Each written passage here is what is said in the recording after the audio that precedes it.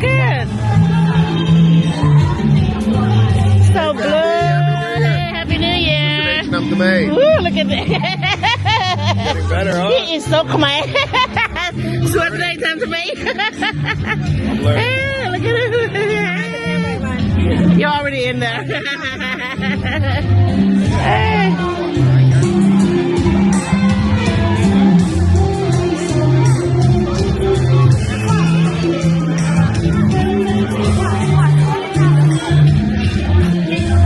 Your daughter doing that to you? Huh? That was your daughter doing that to you? I'll get her back. Long time no see, cousin. What the heck, cousin? Happy New Year. Yeah, I'm glad you know today is our New Year, huh?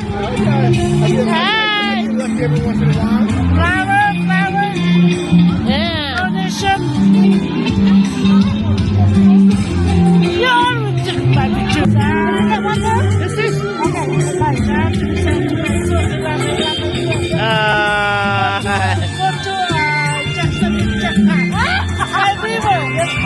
How you gonna hit jackpot? You don't even buy it. Let's buy it tonight then.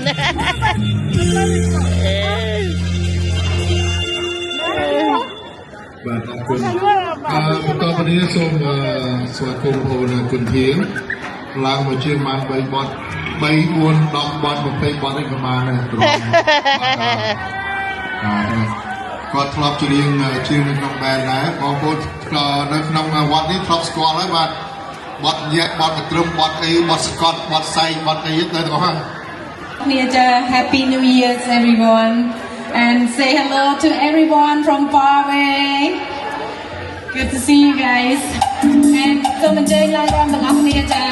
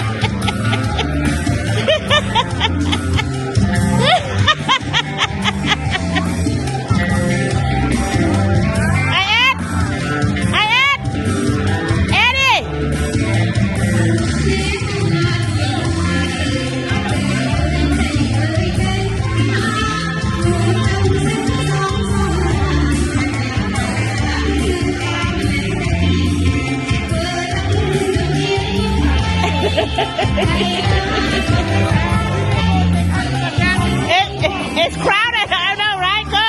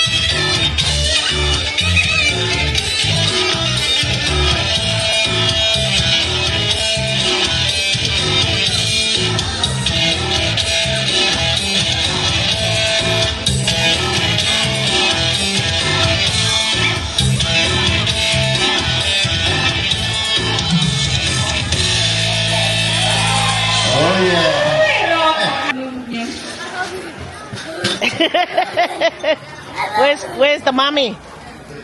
Taking a nap. And She woke up 3 o'clock in the morning. me too. I got off at 1 o'clock. I took a nap. Still recovering? Ooh, yeah. I don't know why I'm coughing. It's the weather. I just got some med for cough too today, so I feel better. Right now. That's what.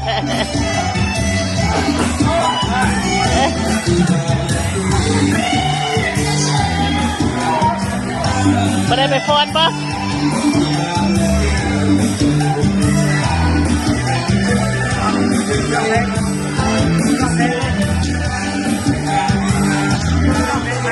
Huh?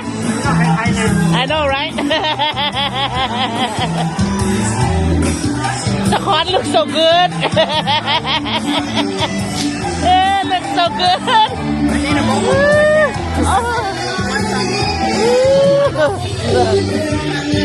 Imละ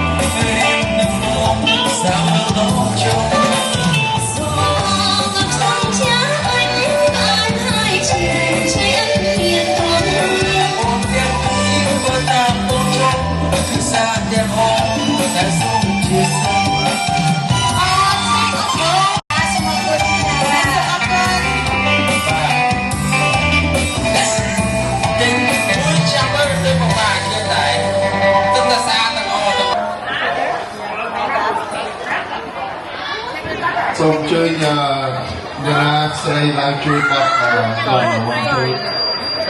ជួយមកបត់ស្គាល់ដូចគ្នា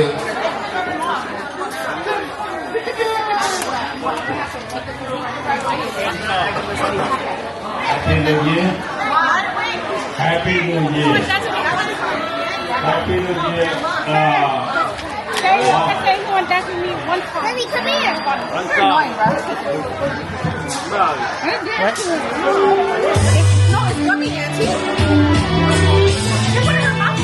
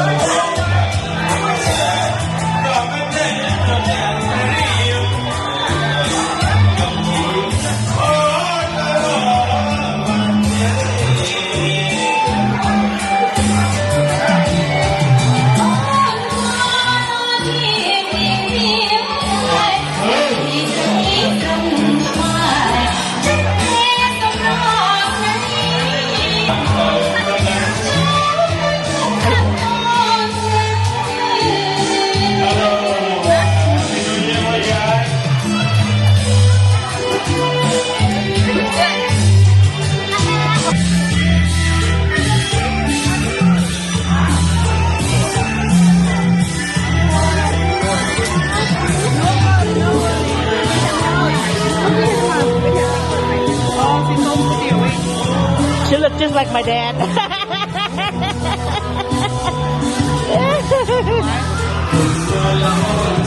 She looked just like my dad. No, my dad looks like me. I'm making that that's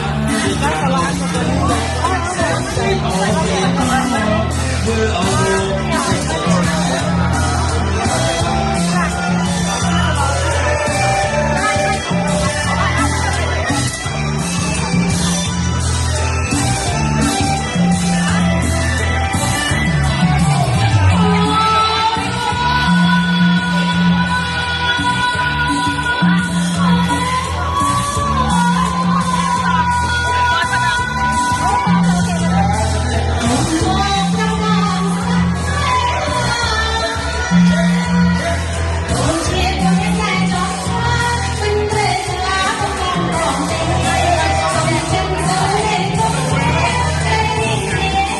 Okay.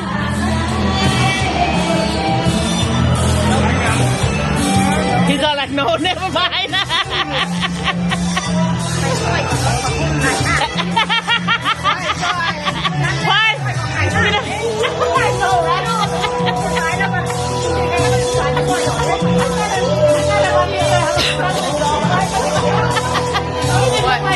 He didn't look like he was excited.